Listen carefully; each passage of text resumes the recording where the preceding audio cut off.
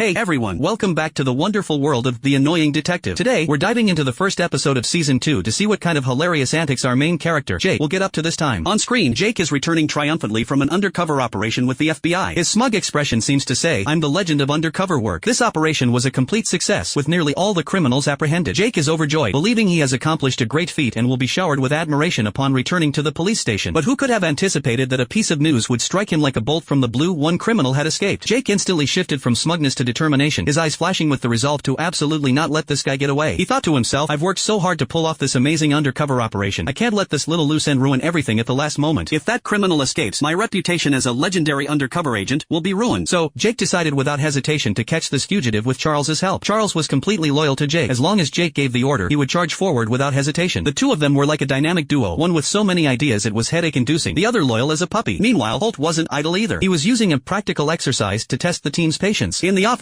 everyone was thrown into chaos by Holt's sudden exercise. Some spilled coffee in the commotion, others frantically scratched their heads over documents, while Holt stood by with a serious expression as if to say, "This is just a minor situation, you've got a long way to go." Jake and Charles, on the other hand, began a series of hilarious maneuvers to catch the criminals. They disguised themselves and blended into various odd situations. Jake pretended to be fierce while interacting with others, all the while secretly signaling to Charles. It looked like they were performing a poorly staged play. Charles, on the other hand, was so nervous he was sweating profusely. Sometimes, his nervousness led him to make some hilarious mistakes, like accidentally bumping into a table or messing up his lines. During a staged argument, Charles actually got carried away and ended up hitting Jake for real. Jake looked at Charles in disbelief, while Charles stammered an explanation about being nervous. In truth, everyone knew that Charles was jealous after hearing that Jake had other close friends. However, this minor incident did not deter their determination to catch the criminals. In the end, through their joint efforts, the criminals were successfully apprehended. Jake and Charles collapsed on the ground, exhausted, but their faces were filled with the joy of victory. Meanwhile, Holt watched the team's performance during the drill. Though he didn't say anything, it seemed like he had some new ideas in mind. This episode ended in an atmosphere filled with laughter and tension. What interesting things will Jake and his partners encounter next? Let's look forward to the next episode together.